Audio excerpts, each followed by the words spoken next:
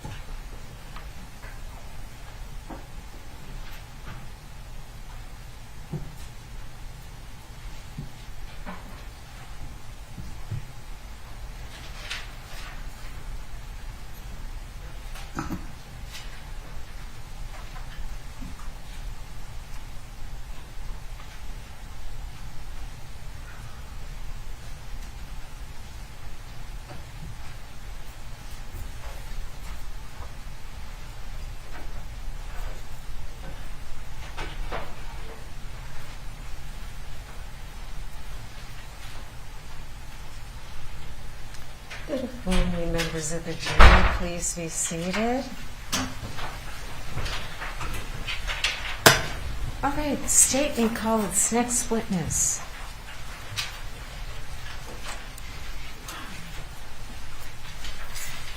The state would call Commander Garett Flesland to the stand.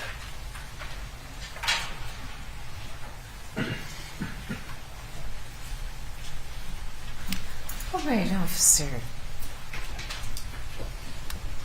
Please stand behind the witness chair and raise your right hand. Do you swear under penalty of perjury that you will truthfully testify in connection with this matter? I do. Have a seat. You may remove your mask. State your full name and spell it. Garett Flesland, Garett Flesland. Okay, officer, a couple things to keep in mind. The court reporter is taking down everything that is being said. You have to answer with a yes or a no. Don't shake your head. Don't say uh-huh or uh-huh. Don't talk at the same time as the lawyer asking the question. If an objection is made, stop talking immediately. Don't answer unless I tell you to. And if you need clarification on the question, let the lawyer know. All right? Counsel? Thank you, Your Honor. Good morning. Can you tell the jurors what your current occupation is? I'm a police officer for the City of Brooklyn Center. And what is your current position there? I'm one of the commanders within the department. So are you a licensed peace officer in the state of Minnesota? Yes, sir, I am. How long have you been licensed? 21 years. When you, well, just tell the jurors what year it was so we don't have to do the math. I was licensed in August of 2000. And when you're licensed, do you have to meet certain requirements in order to get that license? Yes, sir. And after getting it, do you have to do certain things to keep it? Yes, sir. Does that include training, education, etc.? A variety of training requirements and continuing education requirements. And since you got your license, have you done all that was required to maintain your license? Yes, sir, I have. But just going to your background a little bit more, if that's all right. Tell the jurors where you went to high school. Park Center High School in Brooklyn Park. And after high school, what did you do? I enlisted in the Navy. And which, well, let me ask this. How long were you in the Navy? Total, just about 10 years between active duty as well as I was picked up for an ROTC scholarship. So I went to college in the middle of that. Okay. And so how many years of active duty? Just under 6 years. So when in the 10 did you start the educational or the ROTC component? I enlisted right after high school in the nuclear power program. After a little over a year, I was selected for ROTC, and that's when I went to college. And then after college and commissioning, then I went back for about 5.5 years of active duty. So when you went to the college there, did you get a degree? I did. What was the degree in? A Bachelor of Science in Physics. Was that relevant to your work in the Navy? Yes. And so at some point then, when you got out of the Navy, did you have to make a kind of a career choice then? I did. What choice did you make? I decided to pursue law enforcement. Why? Grew up with a value in service to others. Felt like it would be a good way to continue to serve the community. Family members are in law enforcement. It seemed like a noble profession to continue. And not any names or anything like that, but like, how are your family members in law enforcement related to you? My father was a police officer. My wife is a police officer. And so how did you then go about pursuing a career in law enforcement? The state of Minnesota has requirements before you can get licensed as a peace officer. One of the requirements that a lot of people pursue is a 2-year degree in law enforcement or criminal justice. I did not have that. I had a 4-year degree in something other than that, so I needed to obtain a law enforcement certificate. So I went to Alexandria Technical College for roughly 8 months of classes and skills, and that satisfied the post requirement as far as the educational aspect to be eligible for licensing. And so it was a 2-year degree? No, that was just a certificate. Okay. And then do you also have to do like a skills component? Yes. Explain that for the jury, would you please? The program I went through was called the Career Transition. It was for people that had a 4-year degree in something other than law enforcement. It was 1 semester of classes that knocked out a lot of the juvenile law, criminal code, the academics, and then there was a skills portion. I believe it was a 10-week.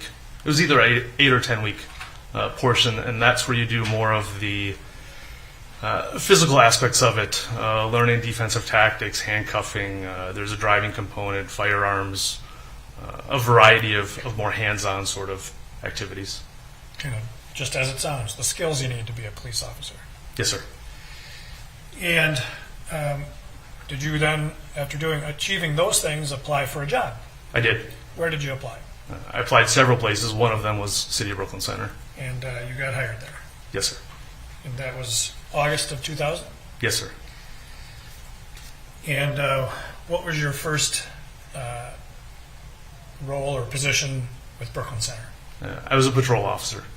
And so out on the streets? Yes, sir. What are your duties as a patrol officer, or what were they? They can be varied, but essentially you're responding to 911 calls for service when people call the police looking for help. When you're not doing that, you're proactively enforcing traffic, interacting with the community and the public, the traditional things you think of when you think of a uniformed officer on the street. So when you took the job with Brooklyn Center, was it sort of a coming home for you, where you grew up? More or less. I grew up in Brooklyn Park, right next to Brooklyn Center. I grew up in that community. And so when you're out there on the streets and doing patrol, are you making arrests? Yes. Writing reports? Yes. Experience with, I'll back up. Did you go through a field training officer portion of your work there? I did. How long was the field training officer program when you went through it? Between 3 and 4 months, probably closer to 4 months. Are you familiar with the current field training officer program at Brooklyn Center? I am. Are they relatively similar? Very similar. So you started in 2000. Do you remember the date that you were sworn in? August 29th of 2000. And why do you remember that? It's a significant date. It's when I started this career. When you're out on, you get your patrol assignment. At some point, do you get a promotion to a different position? Yes. And when was that? The first one was in January of 2004. I was promoted to detective. So as a detective, what did you do?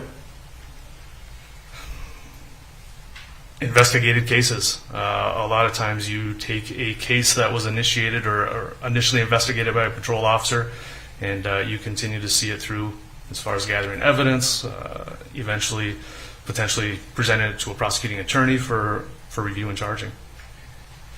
And how long did you do that? A little over 6 years. Do you specialize in any kind of cases or just whatever call comes in? No, we were considered general detectives. And after that, you said that 6 years, did you receive a promotion then? Yes, sir. And what was that promotion? I was promoted to sergeant. And can you describe for the jurors, we've heard patrol and sergeant, detective, kind of what the hierarchy is within the Brooklyn Center Police Department? We've got a chief of police. When we're fully staffed, then we've got 3 commanders and 1 support service manager. The support service manager is a non-sworn position. He or she oversees records and other aspects of just conducting day-to-day business within a department. But then the 3 commanders each oversee a different division. 1 oversees patrol, 1 oversees investigations, and 1 oversees community services. And so going from detective to sergeant was a promotion sort of in rank? Yes. And which area were you the sergeant of? As a sergeant, I was a patrol sergeant. I was assigned a shift of officers. Throughout most of my tenure as a patrol sergeant, I worked nights, 5:30 at night till 5:30 in the morning. I would be charged with overseeing and supervising this group of officers as they would go handle 911 calls. They would proactive details, basically carrying out policing throughout the city. While you were a sergeant, did you pursue some additional education? I did. And can you describe that for the jurors, please? I obtained my master's in police leadership from the University of St. Thomas. And what year did you achieve that? 2013. And how was that sort of helpful to your job with Brooklyn Center? It was a pretty broad program that covered a lot of aspects of police leadership, best practices throughout policing. In some respects, it solidified some of the things that I had learned and discovered over my years, and as well as introduced me to new concepts. At some point then, did you get another promotion? Yes, sir. And when was that? September of 2015. What was that promotion? I was promoted to commander. And that's where you currently are, your current position? Yes, sir. So when you first got promoted, what were your duties as a commander? I was assigned to patrol, so I was the patrol commander. So I oversaw that position, or that division, which typically consists of 6 patrol sergeants, 26 patrol officers, between 8 and 10 cadets or community service officers, non-sworn positions.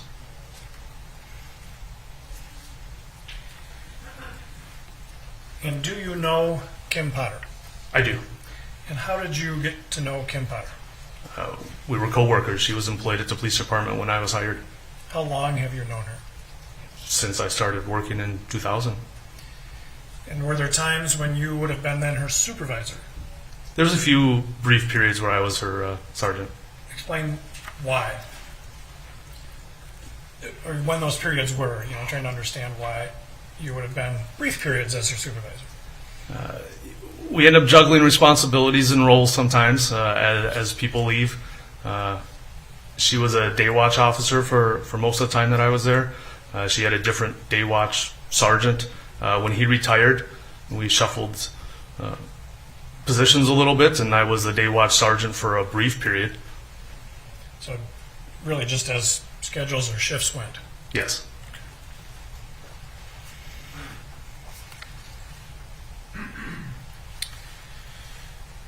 Turning your attention to the investigation of this matter, did you play some role in the follow-up investigation? Yes. And were you requested to provide certain documents as part of the investigation? Yes, sir, I was. And who requested that assistance? Bureau of Criminal Apprehension. And as a commander, are you familiar with sort of the ways that records are stored at the Brooklyn Center Police Department? Generally, yes. And how to access them? Yes. And were you asked to provide training records relative to Ms. Potter? Yes, I was. And were you also asked to provide personnel records with regard to Ms. Potter? Yes. And were you able to do that, Yes. either on your own or with the assistance of others, I assume? I got some of them myself, but primarily I coordinated the efforts of others within the department. And is it your understanding that the Brooklyn Center Police Department has a record retention policy? Yes. And so your department may not have records going back the entire length of Ms. Potter's career? Correct. And that, and as well with training records, training or attendance at training is kept track of by the department. Is that true? Yes. Is that required by the licensing authority, the post board? I guess I don't know specifically what post board requires that we submit, but we do have to track whether or not our staff is receiving their continuing education in specific topics. And does the Brooklyn Center Police Department provide training on its own for its officers? Yes, we do. And do you also allow officers to train outside the department? We do. Can you just kind of describe what that would be, what kinds of things that might entail? The outside training? I guess I'm thinking two different things right now. I'm thinking maybe there's an outside vendor that's offering some kind of training that we will send our officers to. And I'm also aware of some of our officers obtaining training on their own. They go to their own class that they pay for and arrange on their own. Yeah, that's a much better way of explaining what I was trying to ask. So they can go outside the department to get training if they can find the right program or want to do it. Yes. But otherwise, you try to provide enough training at Brooklyn Center for the officers to meet their requirements? We've always provided more than enough training to satisfy the post requirements, yes.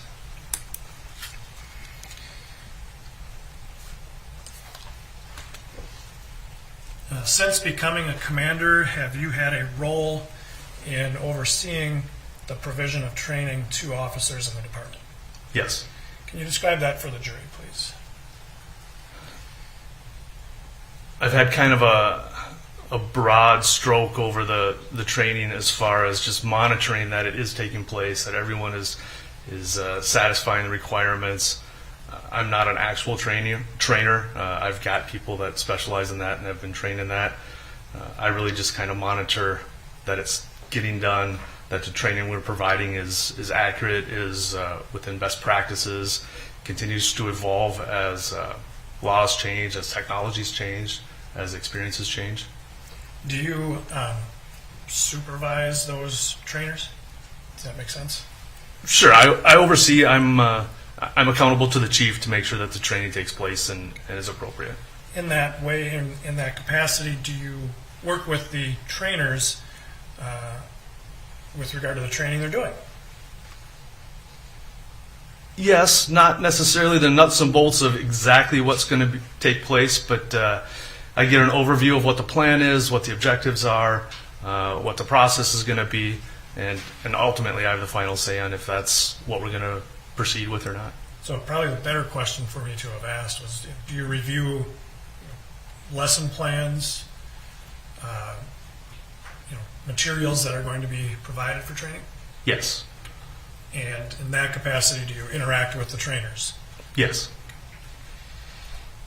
And do you also have to go through that training? I do. So some days you may sit through a training that you already had reviewed to make sure it was a good training. Yes.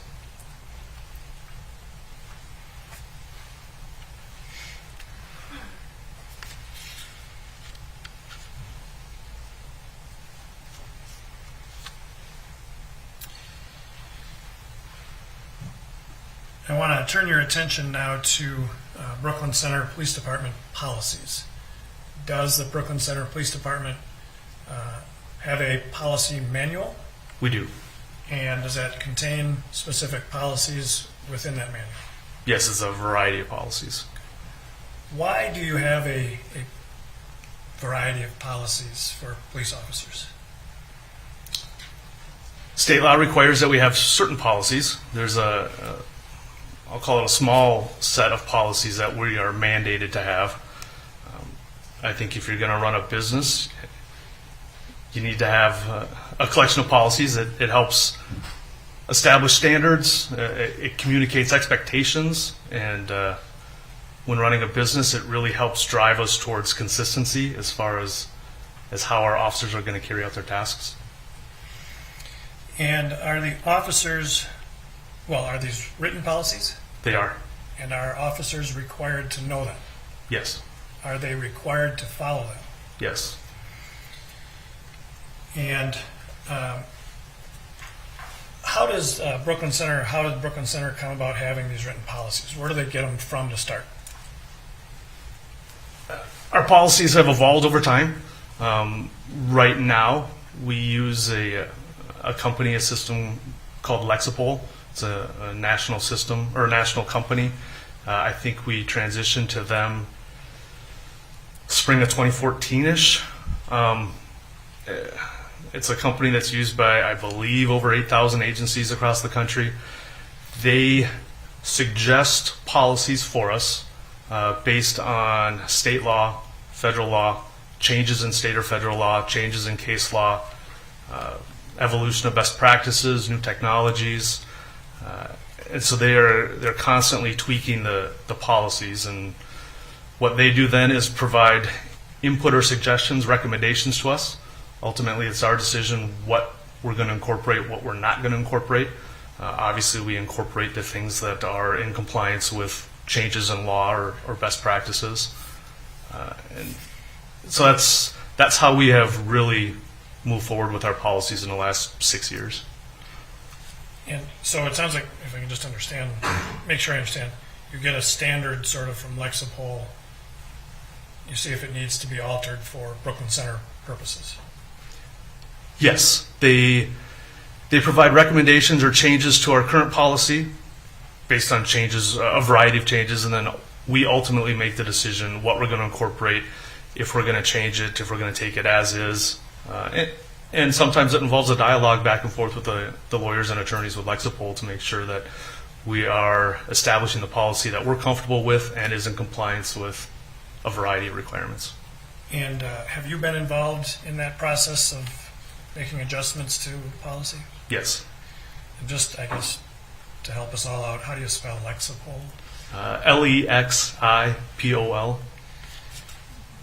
And are there, on occasions, changes made to the policies? Yes. And is there a way that those changes are recorded by the department, like when they're made? Yes. And can you explain that to the jurors, please? Although we can print out our policy manual, it's, I think last time I checked it was about 700 pages. It's extensive. The primary way we access it through is a web-based portal online where we can go in, review a policy. If there's a new policy or change, it will get a notice sent out to the staff via email. Each staff member has a unique login, username and password. They log in, they'll be able to review that update or change to the policy, and then they acknowledge electronically by a couple of clicks on the computer, and then it's documented. And then in administration, I can go back and audit that at any point to see when policies were released and when they were acknowledged by staff. So this program keeps track of when the change was put out? Yes, I'll call it when it was published or when it was released. And released to whom? To our department. Okay. And in what ways are those policy changes communicated to the officers? They'll always come out via email, a notice, an automated notice by Lexipol, but then we generally will also let everyone know, remind everyone. More significant policies, we'll have sergeants review them with the staff at roll call or at a meeting. And so does this program then record in some way that if each individual officer has acknowledged the change? It does. And how is that done? How do they make that acknowledgement? One or two boxes they have to click at the bottom of the the policy on the screen. And they do that remotely from a computer? From a computer once they've logged in with a unique username and password. And when there is a new policy change, are they required to acknowledge it Yes. and then expected to know it? Yes.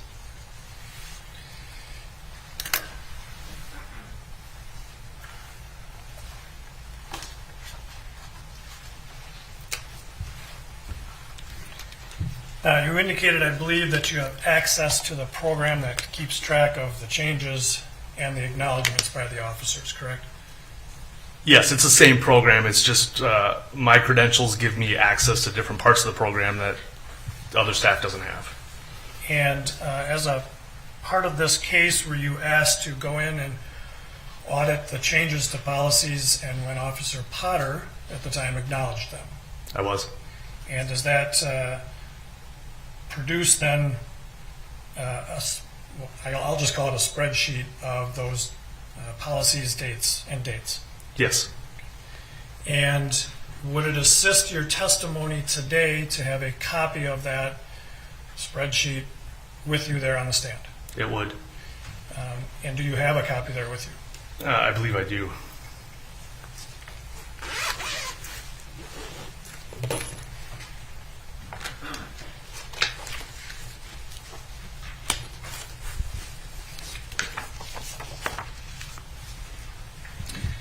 And so, Your Honor, I would ask that the witness be allowed to have that there to refresh his recollection about those specific dates as we go through the individual policies.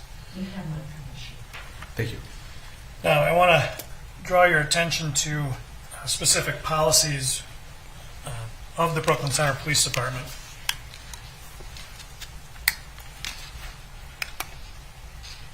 And so at this time, Your Honor, what I understand is subject to stipulation by the defense. I would offer Exhibit 336. And 336 is already into evidence, is that correct? No, Your Honor, I'm saying that defense counsel told us they were stipulating to our exhibits. Okay. 336 will be in evidence. And if we And can, you may publish if you need and to.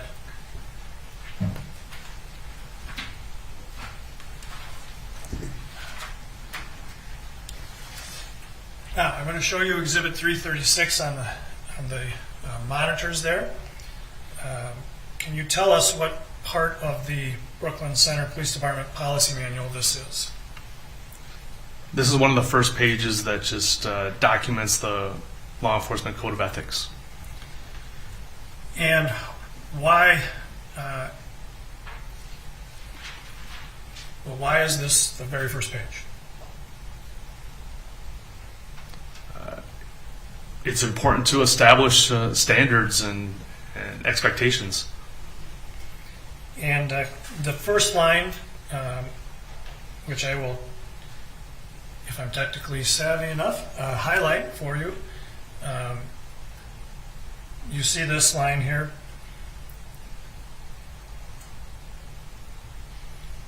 Yes. What does that mean? First of all, read it to the jury if you would and tell us what it means to you as a police officer. As a law enforcement officer, my fundamental duty is to serve the community. Why is that there in the first line of the Code of Ethics? I believe that's the core of what we do, is we serve and protect.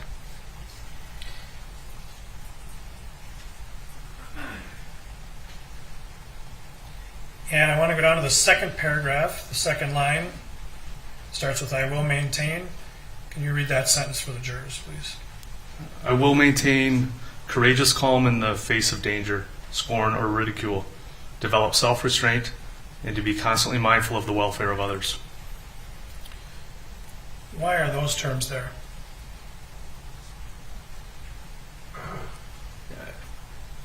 It's a difficult job at times, law enforcement, and we need to continue to strive to be our best.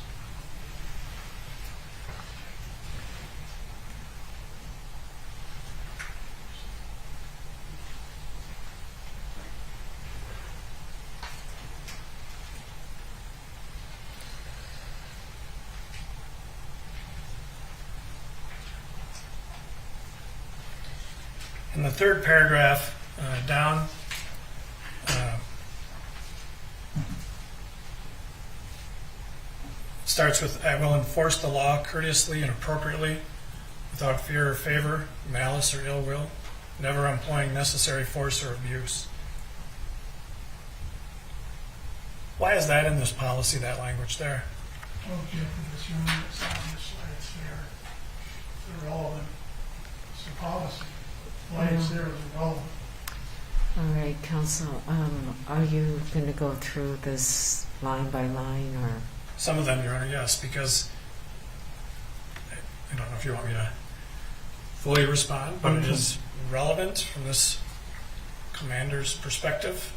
And other can we issues. have a sidebar, please?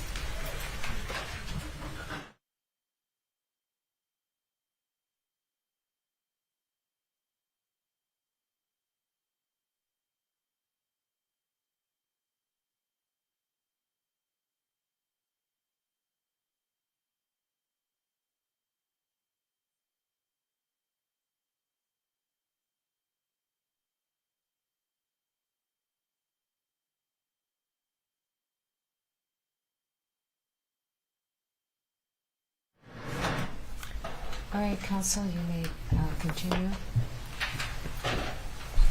So why is it that this unnecessary force language or abuse is right in the Code of Ethics?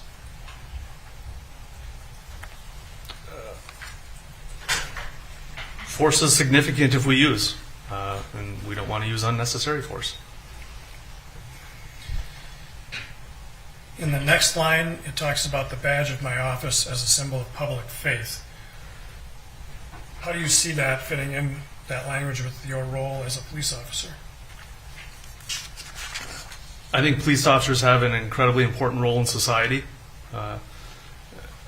There's statutory requirements or statutory limitations, but I think there is a very special social contract that exists between police officers and the community. Police officers are an extremely forward-facing arm of the government, and it's a special role and relationship we have with society. You're wearing your badge today, correct? Yes.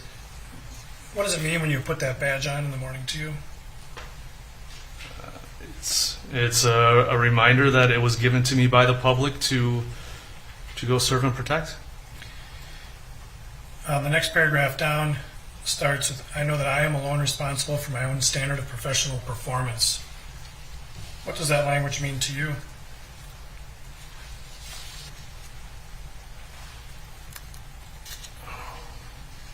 I've been trained, I have tools, I have an education, but ultimately I have to go out there and perform well and do my job. Your Honor, could I ask for a standing objection to this? May I have a standing objection, which I'm overruling. And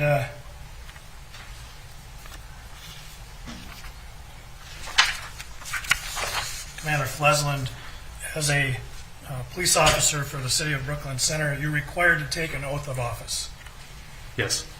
I'm going to offer formally Exhibit 341 and understand subject to stipulation by defense for its admission. 341 is admitted. And I will put this up on the screen, Exhibit 341. And Commander Flesland, this indicates upon employment, all employees shall be required to essentially take an oath, correct? Yes. Why are officers required to take an oath?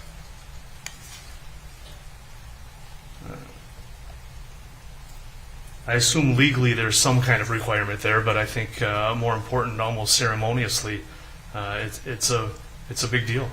It's a special job that we have. And this kind of shows it. And when you started with the department, did you take an oath? I did.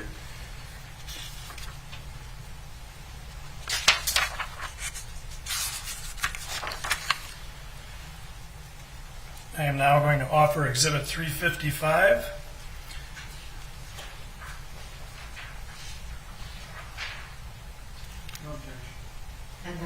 previously stipulated to, and it is in evidence.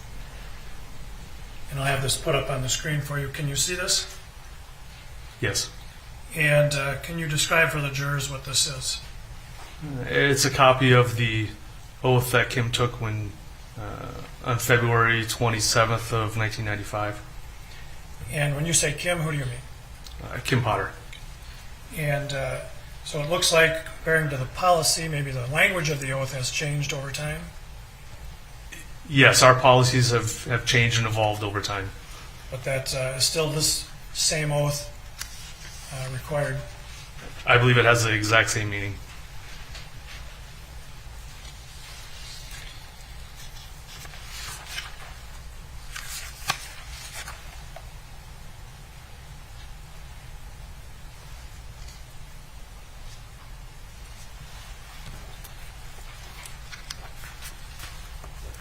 Now, this is taken on the first day of employment, correct? This oath? Typically. And at a ceremony? Typically. And but does the oath, the requirement of what's said in the oath, continue with an officer as they work throughout the department? Yes.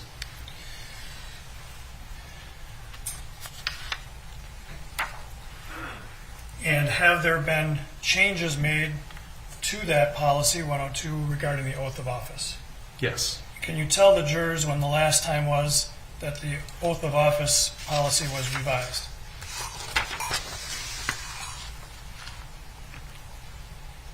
October 31st of 2016.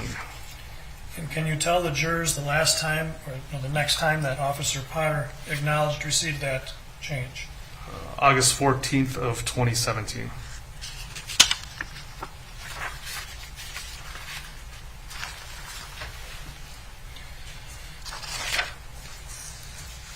When the department is considering hiring new officers, are there certain qualifications that they look for in candidates? Yes. You know, there are certain attributes that the department wants to have in new officers. Yes. And are those spelled out in policy as well? Yes. That's an expression of those interests that the department has in new candidates. Yes. And I'm going to offer Exhibit 349. Exhibit We object to that, it's not relevant, Your Honor. All right. Exhibit 349 is what? Is the recruitment and selection policy, Your Honor, that counsel told us previously they were stipulating to admission He of. stipulated a foundation, he's always relevant. All right. The objection is overruled. I'll let you continue. And Exhibit 349 is admitted.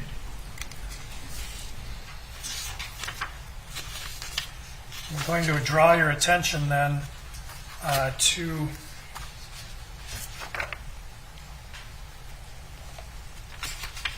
what appears to be the fourth page of the policy.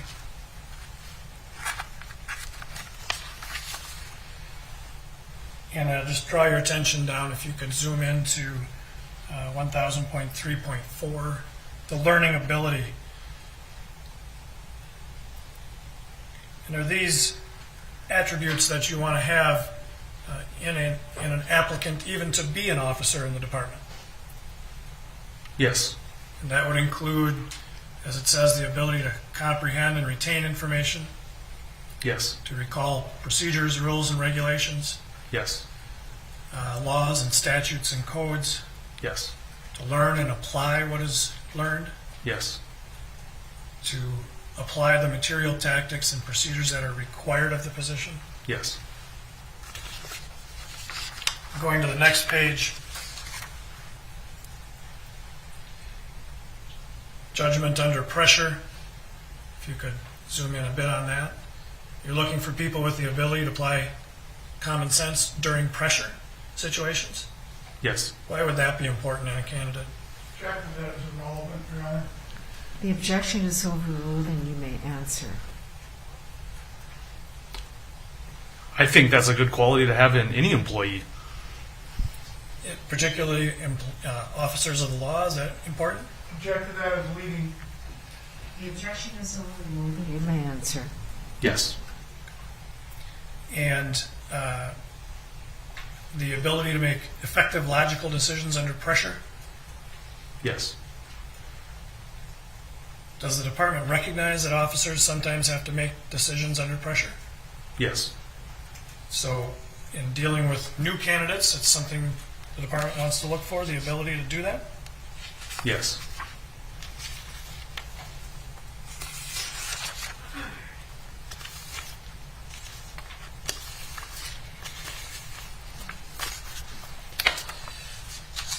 This policy 1000 recruitment, can you tell the jurors when the last time there was a revision to that policy?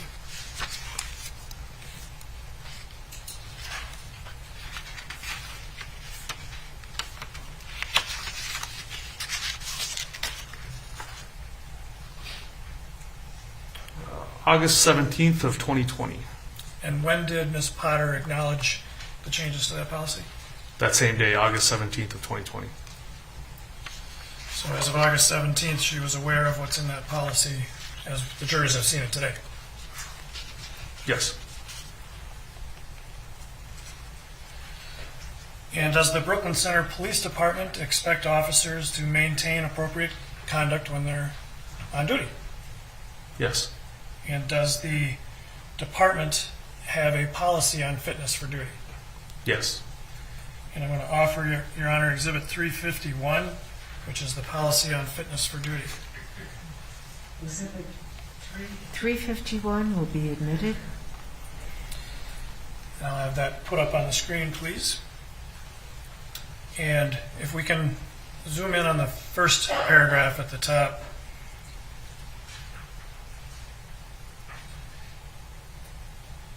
So it says that all officers are required to be free from any physical, emotional, or mental condition that might adversely affect the exercise of peace officer duties. Why is that a part of the fitness for duty? We want our officers to be in a good place when they're working. We want them to be ready to execute a very difficult job. When you are working as a peace officer, is that something you think about when you start your shift? Sure, maybe not real consciously, but there's been days that I've called in sick if I didn't feel like I could do the job. And can you tell us the most recent version of this that was sent out to officers?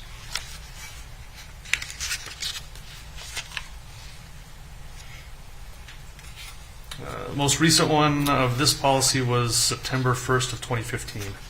And when did then Officer Potter acknowledge receipt of that? October 7th of 2015.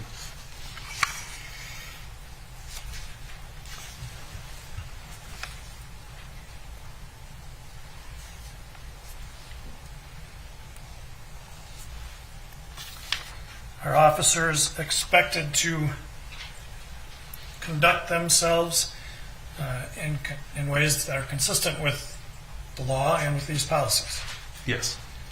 If they do not, is there a potential for review of their actions and potential administrative or other consequences? Sure, there's a variety of things that could result from that. And is there a policy about that as well? Yes. Your Honor, I would offer Exhibit 343, which is the conduct policy. 343 will be admitted into evidence. Put that up, please.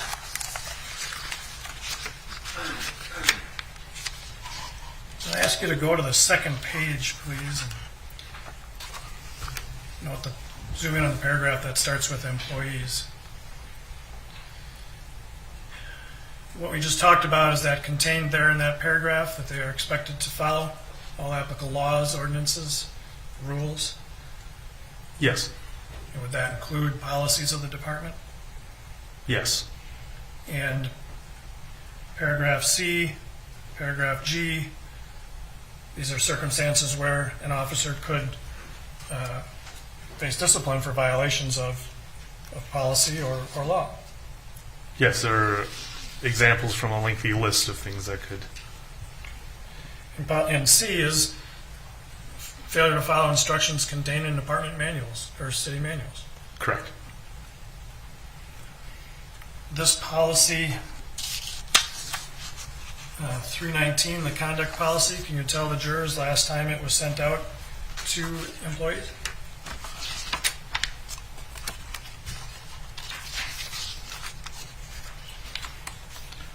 September 17th of 2019, And when did then Officer Potter acknowledge receipt of that?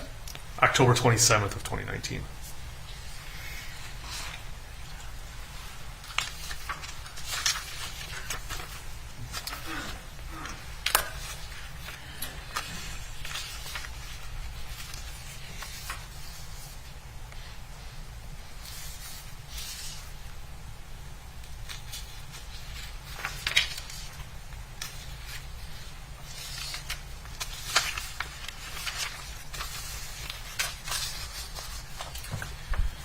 Now, you mentioned that police officers have authority to enforce the law, and sometimes the requirement to enforce the law, right?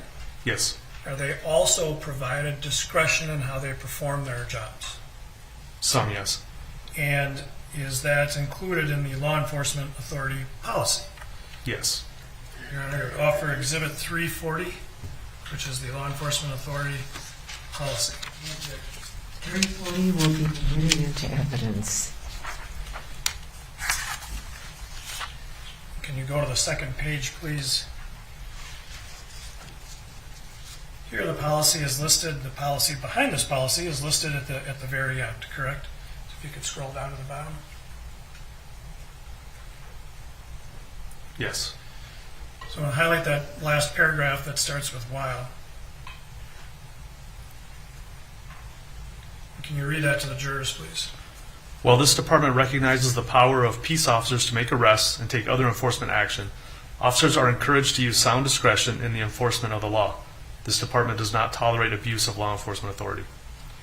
Earlier, in response to my question, you said some discretion. Is that an expression of this within policy that officers are given some discretion? Yes. Can you tell the jurors when the last time this policy was sent out to officers? October 15th of 2019. And when did then Officer Potter acknowledge it? October 27th of 2019.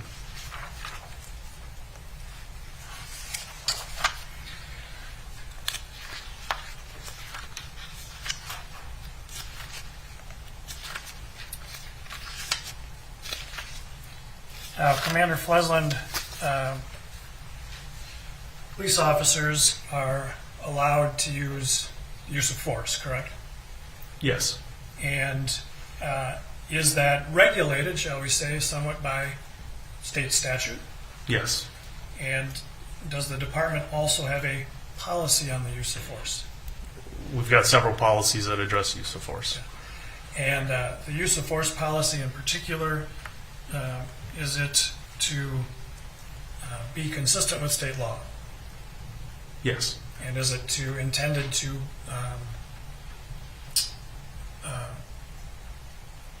comply with state law? Yes. In some areas, I think it may actually be more restrictive than state law, but And that's something a department can choose to do? yes. And so it is, sort of encapsulates state law, but maybe a step further. Yes. All right, I would offer Exhibit 333, the use of force policy. 333 will be admitted into evidence. Ask you to put that up, please.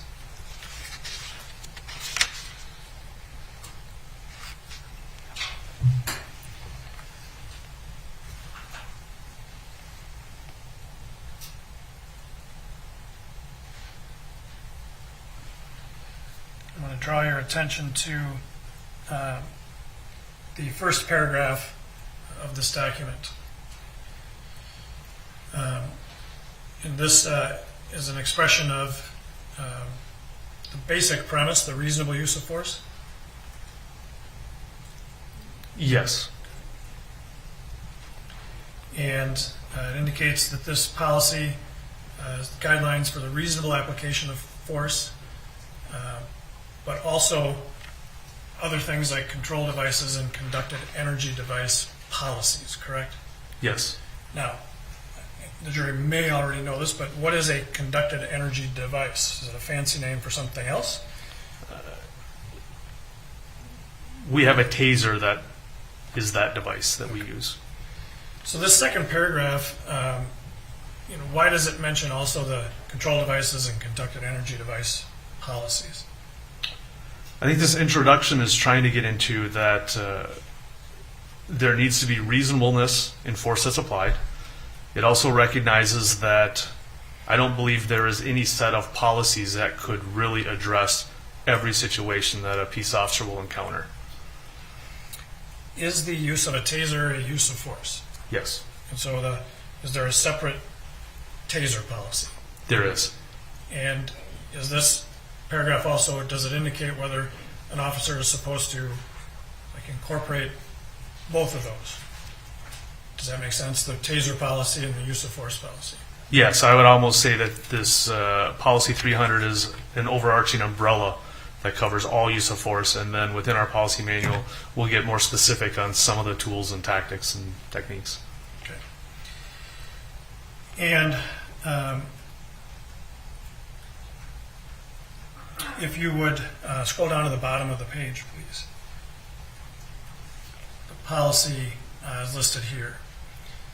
Draw your attention to the first line. Use of force is a matter of critical concern both to the public and the law enforcement community. Can you explain, in your mind, why that is a matter of critical concern?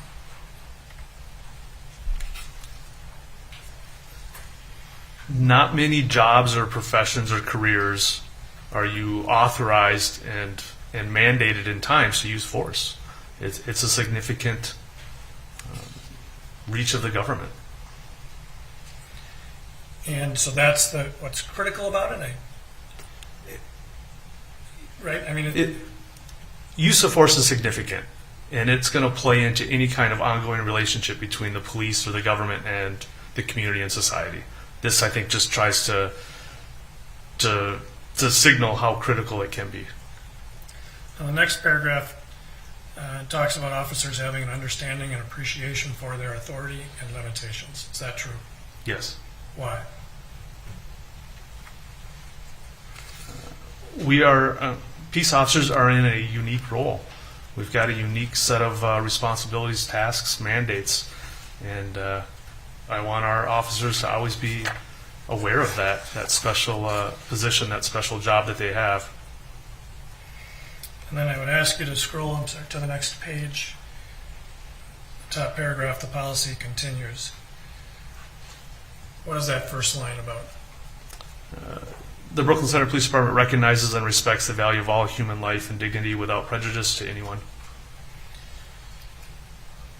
And so the second sentence appears to acknowledge the ability to use force.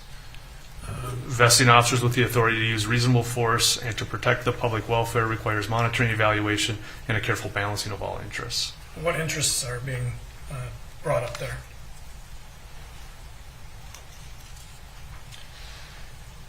I think essentially all interests. Again, it just speaks to the unique relationship between law enforcement and the community. Now, I'm not going to spend a lot of time on teaching the application of force with you, but I do want to just touch on a couple areas. So if we could scroll down to 300.3. Fair to say that this is the basic statement about the amount of force that a police officer can use. Yes. So in the first line, the amount of force that reasonably appears necessary given the facts and circumstances perceived by the officer at the time to accomplish a legitimate law enforcement purpose. Yes. And from there are a lot of other provisions in the policy, but is that the basic explanation? Yes, that's, I'll call it foundational, is any force used should only be reasonable. And we see the second paragraph talks about judged from the perspective of a reasonable officer on the scene at the time, correct? Yes. And the officers have to make quick decisions sometimes. Yes. And in evolving and changing situations, correct? Yes, the real world changes constantly. And are your officers expected to take those things into consideration when using force? We expect them to make good decisions using new information that becomes known to them. And the third paragraph there, I think the first line is something you've already referred to. It's hard to predict every factual situation, right? Yes. But what's the last line of that paragraph? Officers are entrusted to use well-reasoned discretion in determining the appropriate use of force in each incident.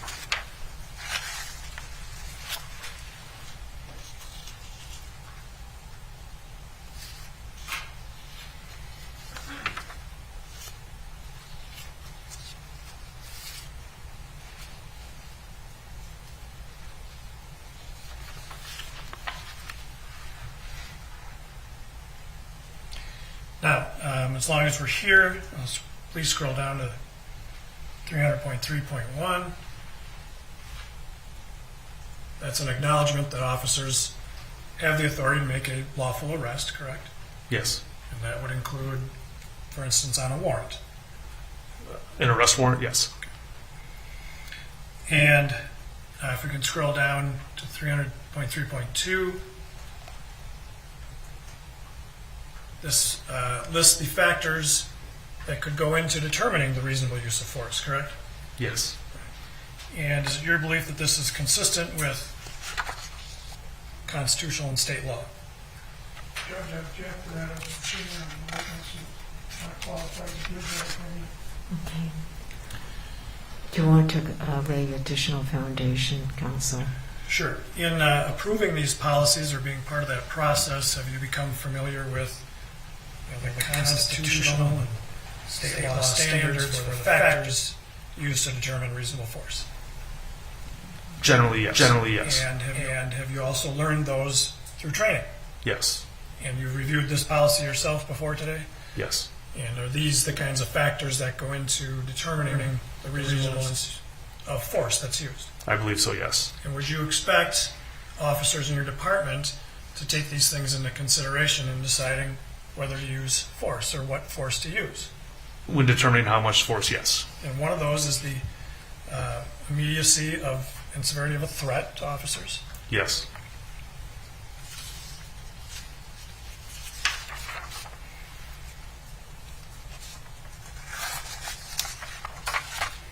And if you could scroll down, please, to the next page. The seriousness of the suspected offense, another one of those factors. Yes, sir. Potential injury to officers, suspects, and others is one of those. Yes. Also the risk and reasonably foreseeable consequences of escape, Correct. as well as the apparent need for immediate control of the individual. Yes.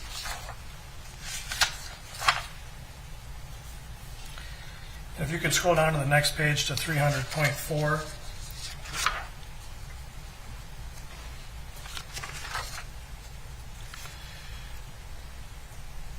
And does the policy also speak to the use of deadly force? It does. And is there also state law describing the use of deadly force? There is, yes. Is that in fact actually cited right here in the policy? Yes. And so is it your belief that the policy here is consistent with state law? Yes.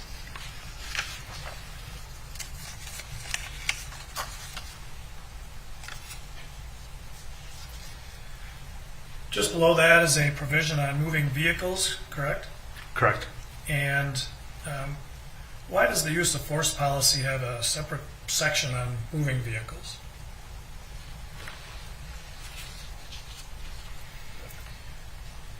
I guess I can't specifically say why it's in this policy and not another policy, but when we look more at 300.4, you're going to see some reference to deadly force. Okay, so let's scroll down to the next page and explain to the jury what you mean. We wanted to articulate here that shooting at a moving vehicle or from a moving vehicle is significant. When, as the policy outlines, when feasible, officers should take reasonable steps to move out of the path of an approaching vehicle instead of discharging their vehicle at a vehicle or any of its occupants. An officer should only discharge a firearm at a moving vehicle or its occupants when the officer reasonably believes there are no other reasonable means available to avert the imminent threat of the vehicle or of deadly force other than the vehicle is directed at the officer or others. We want to discourage officers from being in a position where they could be struck by a moving vehicle, but yet we never want to take away the ability for an officer to defend him or herself or another. Why do you want to discourage shooting at the occupants of a vehicle, of a moving vehicle? Moving vehicles, what we're talking about. All right, excuse me. Mr. Gray, would you please ask to have a sidebar instead of doing talking objections? All you have to do is ask sidebar, and I'll do that. Are you done? I think he corrected himself, and he now, Mr. Frank, Your Honor, you are corrected, correct? I don't know if the court heard me, but while he was objecting, I was correcting myself, attempting to. So my question is, why do you want to discourage shooting at occupants of a moving vehicle? If it's to stop the vehicle, my understanding is that's rarely effective. If you were to injure in some way by shooting the driver of the vehicle, what could happen? A variety of things could happen. Like what? Judge, I object to this to go over from Rule 403. The objection is overruled. The vehicle could strike something or somebody. I'm going to ask to scroll down to 300.8. Does the policy speak to training?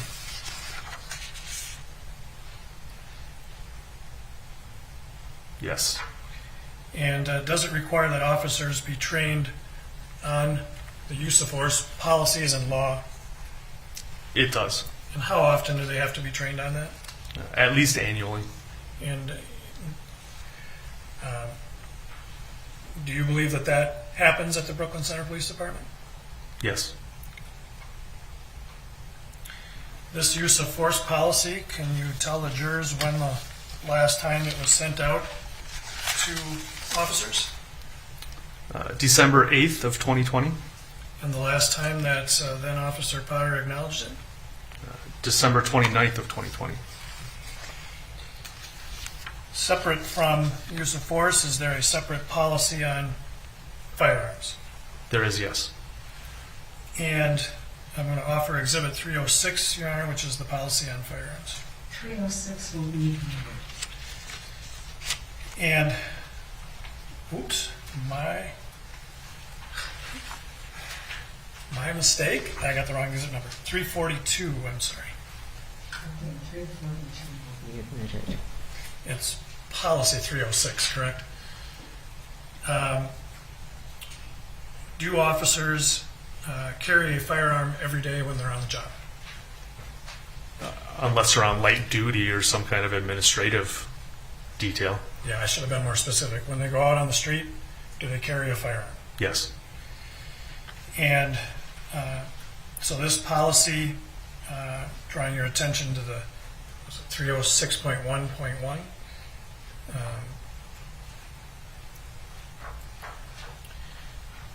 so they are required to complete departmental training regarding the use of force and deadly force and firearms before being authorized to do that, to carry it every day, correct? Yes. And does your department provide that training? Yes. And how often is firearms training provided?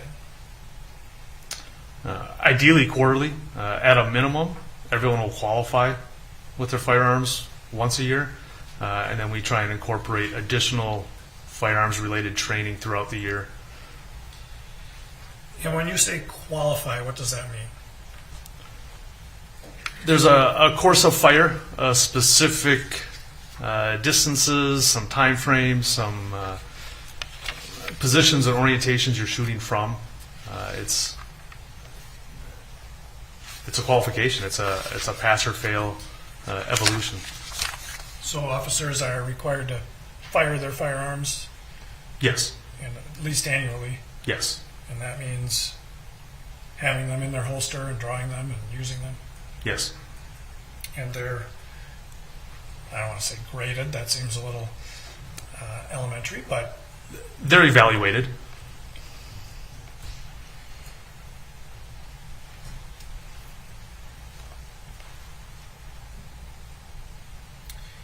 and if we could scroll down to 306.5.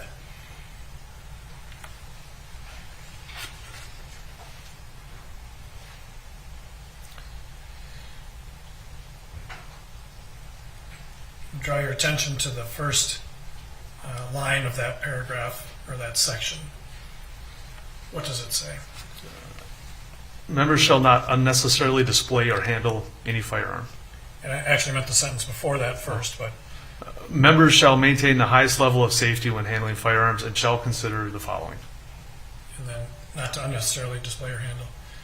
Correct? Yes. As one of many reasons, but you expect officers to have the highest level of safety. Yes. Is that part of firearms training and how to safely handle firearms? Yes.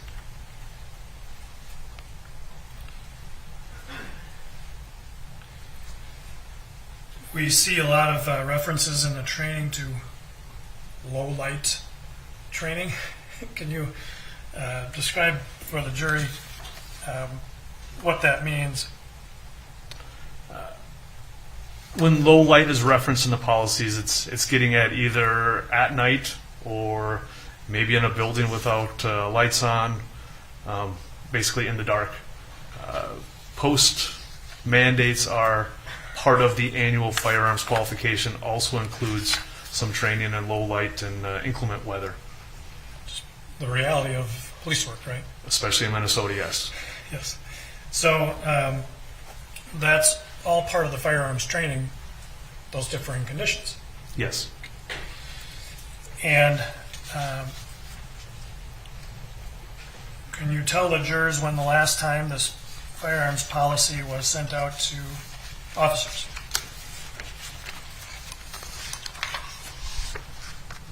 September 7th of 2017. And when did then Officer Potter acknowledge it? October 9th of 2017.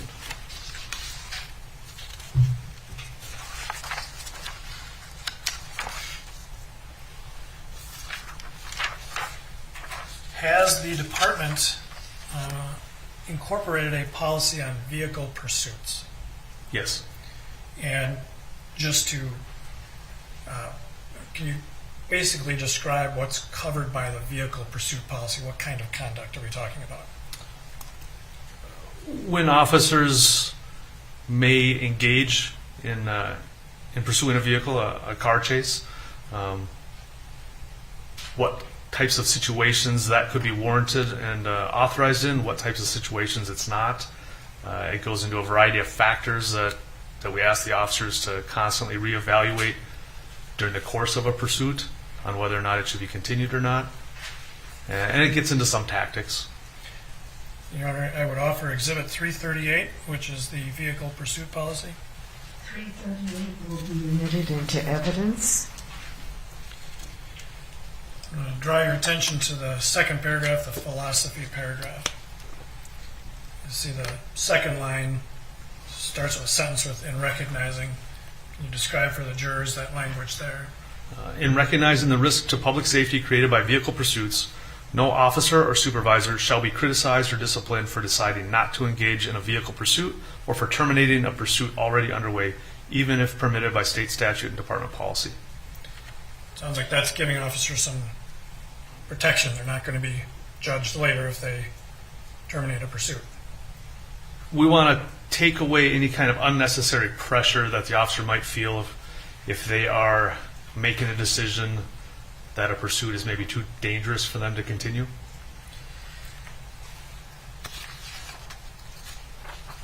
On the second page, the policy addresses when to initiate, at number 1, and on the next page there is a number 2, correct? Yes. And to initiate a pursuit, there is in number 1 a list of crimes that officers in your department are authorized to initiate a pursuit for, correct? Yes. And do any of those include a gross misdemeanor warrant? Not these probable cause crimes, no. Now, if we go to number 2 on the next page, there is another provision for initiating, and what is required under that provision to initiate a vehicle pursuit? The pursuing officer or officers have reason to believe that there is an imminent safety risk to the public or an officer if the driver or one of the occupants in the vehicle is not immediately apprehended. So those are the sort of 2 bases upon which an officer could initiate a pursuit? Yes.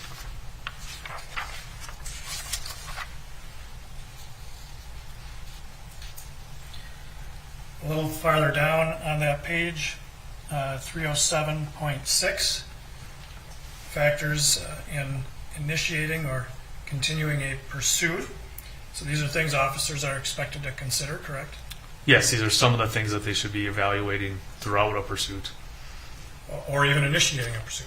or even before a pursuit is initiated, yes. In paragraph F, one of those is the ability of the officer to identify the driver at a later time. Yes.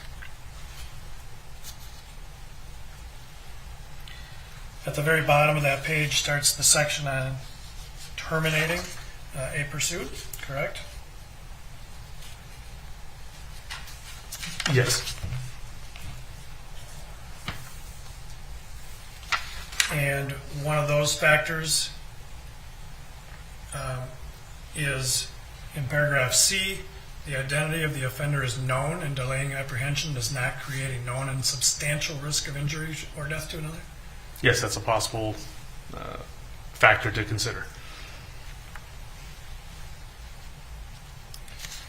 Can you tell the jurors when the last time was that this policy was sent out to the officers? March 11th of 2021. And when was then Officer Potter, when did she acknowledge it? April 6th of 2021.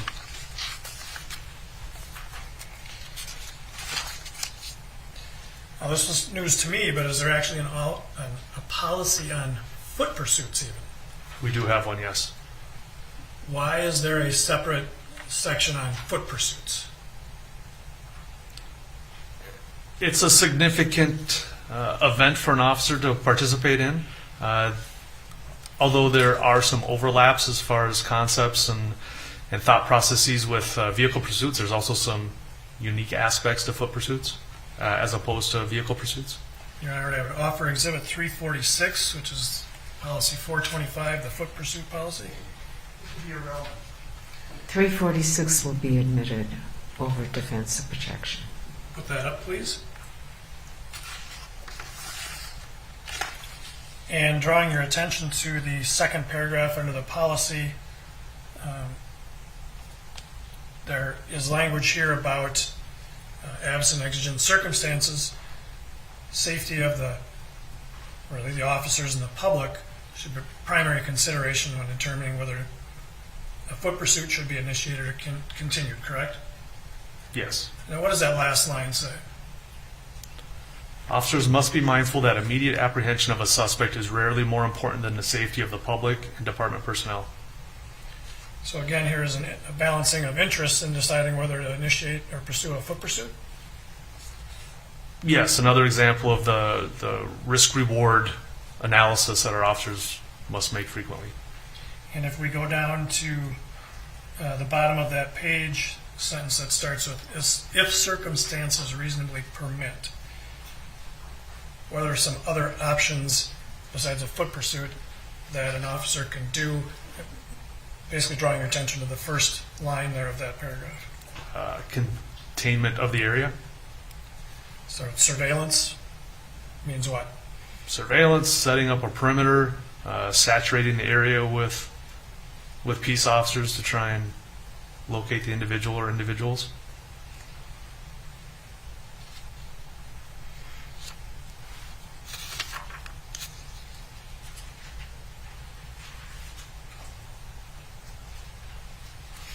And then on the next page is paragraph E. And what does this paragraph speak to? Apprehension at another time when the identity of the suspect is known or there's information available that would likely allow for later apprehension and the need to immediately apprehend the suspect does not reasonably appear to outweigh the risk of continuing the pursuit. It's getting at another approach you could take in response to someone fleeing on foot. Can you tell the jurors when the last time is that this policy was sent out to officers?